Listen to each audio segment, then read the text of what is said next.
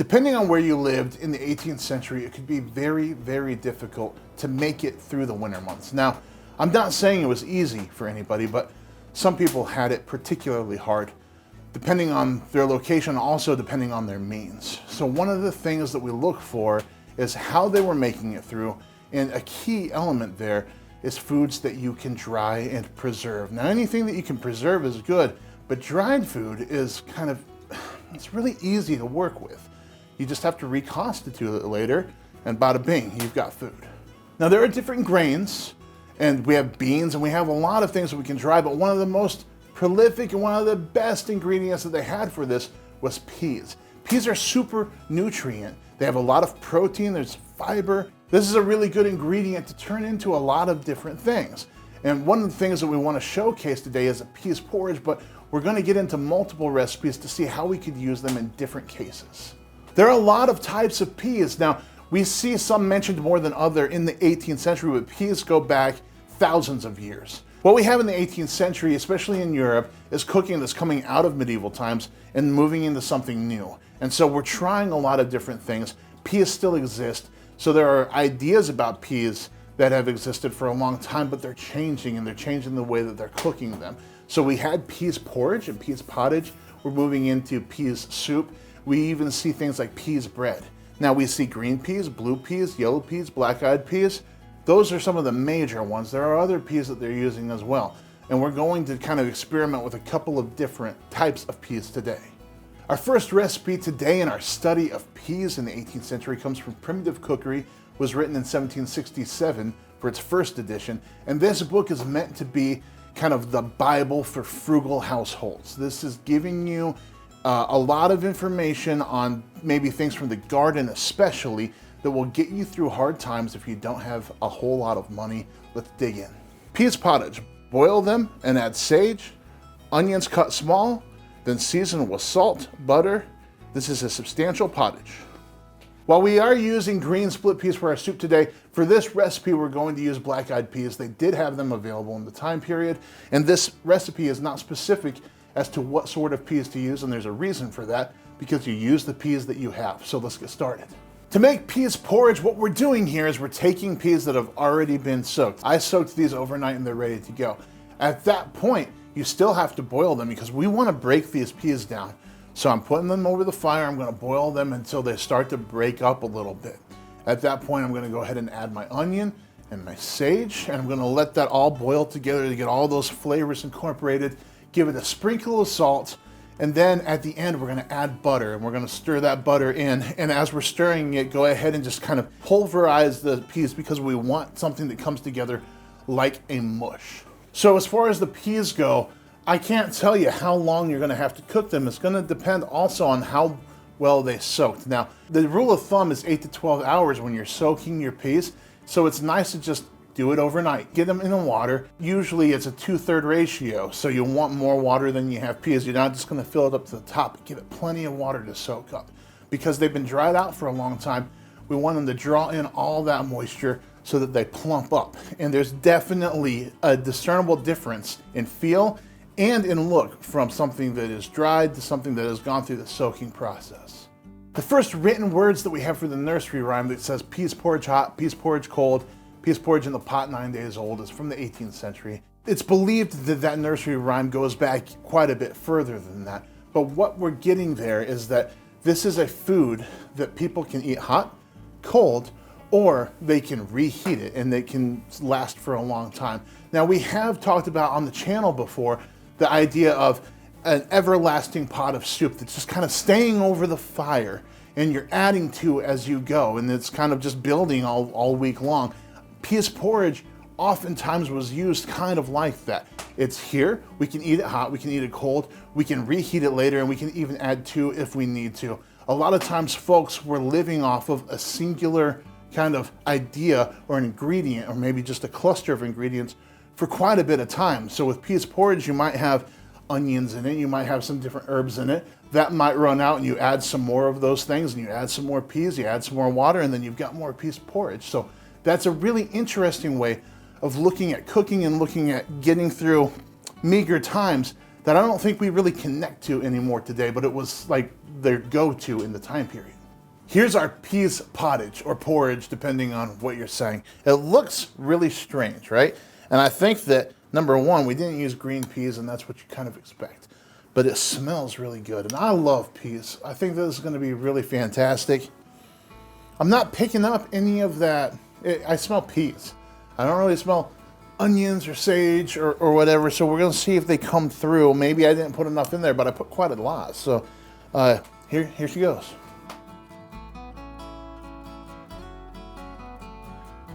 I'm telling you, this is so good. It's so savory. That butter comes through, but it doesn't steal the show. The sage is there. The onions are there. There's just a little bit of salt. It doesn't even need any more. If you like peas, this is something you've got to try. It's so simple, why not? One of the most intriguing recipes that we're gonna make today, and I've never made anything quite like it, is for a green pea soup. Now, I'm sure that people have made pea soup before, but this one has some strange ingredients. It's from The Complete Housekeeper and Professed Cook, written by Mary Smith in 1786. Boil 1 quart of green peas in water till they are tender. Pound them in a mortar. Work them through a sieve with 2 quarts of broth into a stew pan. Have ready 1 pint of green peas boiled tender, 3 lettuces with a sprig of green mint cut very fine. Put them into your soup and let them simmer a little. Green it with spinach juice and serve it up with fried bread. Now we're gonna make a smaller version of this recipe because I don't need 2 quarts of soup, but I was going ahead and getting these peas tender while we made the peas pottage. So they're ready to go. What you need to do is get your green peas ready, and you're going to need enough peas to make the soup and then half that amount of peas still to add to the soup after you forced it through the sieve. What they're going for is a really smooth texture, and then they're adding some already done peas to give it texture after you've pushed all of that in for smoothness. So sometimes you'll do that with a potato soup, where you'll make all of your potatoes and then you'll use an immersion blender with the broth, and you're kind of making something that's kind of silky. And then you still want a little bit of texture, so you're gonna add some more potatoes after the fact. That's what they're doing here with this soup. So the most confusing part about this recipe, other than the inclusion of lettuce, which we'll get to later, is that you've got to push this through a sieve. Now, you can see with these peas that we've cooked them to pretty mushy. What this is doing is going to hold back any particles of skin or hull or anything like that behind, so we just get a nice smooth texture throughout. That's really all we're going for here. But it's a process that we don't necessarily see all the time in cooking today, especially just like in home cooking. So I wanted you to be able to see it on camera, and I wanted to be able to talk to you about it. Whatever measure of peas that you're gonna be pushing through your sieve here, you have to have half that measure sitting aside that's still clumpy, right? So we're gonna push this through the sieve with some broth, and we're going to push it through so we can smooth it all out. Now, once we've done that, we're gonna add this other half measure that's chunky, and we're gonna mix that in as well. So what we're getting is a really smooth texture mixed with little bits of texture, okay? At that point, it says to take 3 lettuces. Now that's a really hard thing to figure out. So I took 3 leaves of lettuce, and because of the size of my soup, and I chopped those up very fine. I put them in, chopped some mint up very fine, put them in, and I got that on the fire. After that, what it calls for is spinach juice. Now, this is mainly just to color the soup, but we want this rich green color. So if you can grab spinach juice from the supermarket, go ahead. But oftentimes that has mixed in with it apples and cucumbers and bell peppers. You can also just take some spinach and you can pulverize that, add a little bit of moisture, and you've got spinach juice. You're gonna add that to the pot, and you're just gonna simmer this now because the peas have already been cooked. Once it starts to simmer and those flavors are incorporated, you're good to try this, and that's it. All right, here's our pea soup. It looks really soupy. I think it looks good. I like peas. I'm pretty excited about trying it. It says to try it on fried bread, so I've got some toasted up bread here. Here we go. Let's give it a shot.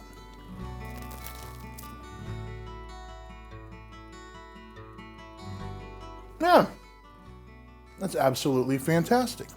So we've got our, I mean, it's easy to see, which is really nice. We've got that smooth that we pushed through the sieve. There's just a little bit of broth in there to make it more soupy, but then we've got these chunky, this texture bombs of the peas that we pulled out and then we put back in later. The mint really comes through. Don't cheap out on the mint. Just add it. It's good. I can't identify the chunks of lettuce. They're just kind of cooked through into everything. But all of these things work together to give us texture.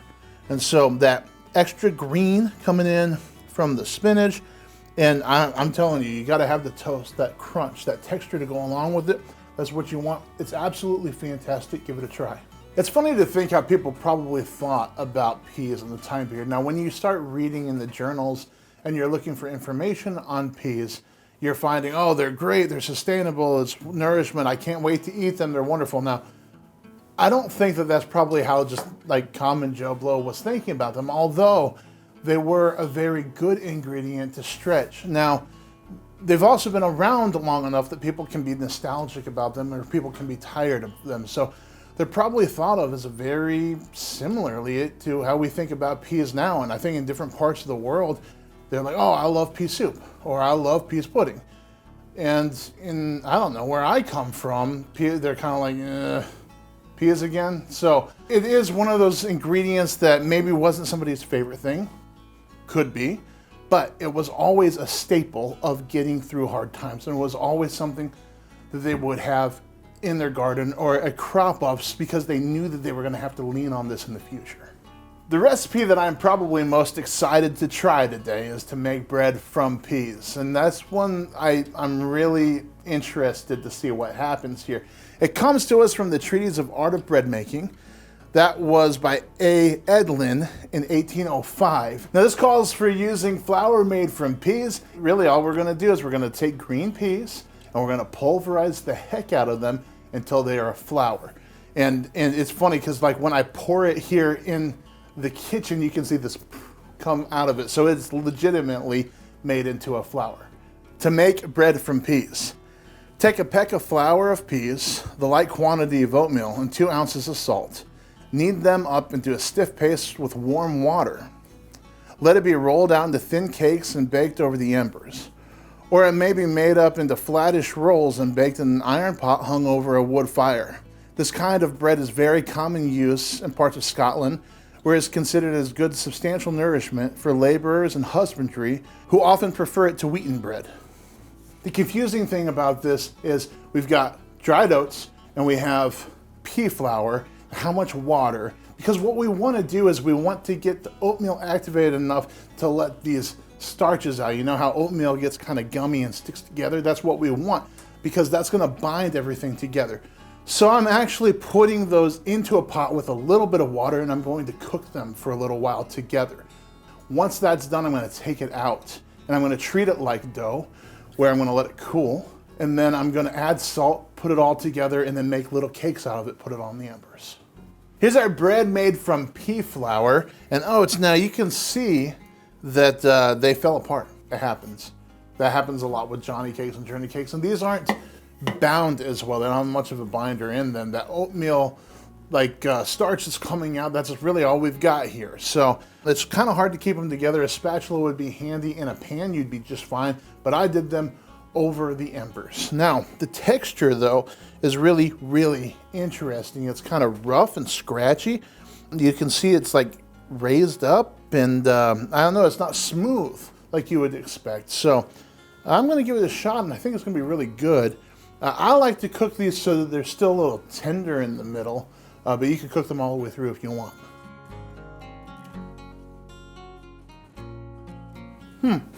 All these have are pea flour, oats, and salt. Don't get too heavy-handed on the salt, but the oat flavor, if you're using good oats, really comes through. And that's really, really nice. It's not just a texture component, but it's a taste component that combines with the pea flavor. And man, this is really, really good. I will make these when I'm at camp. Next time that I'm at a reenactment or something, we'll have this with the kids. It'll be fun, maybe a good breakfast. It's been a fun experiment going through these recipes using peas.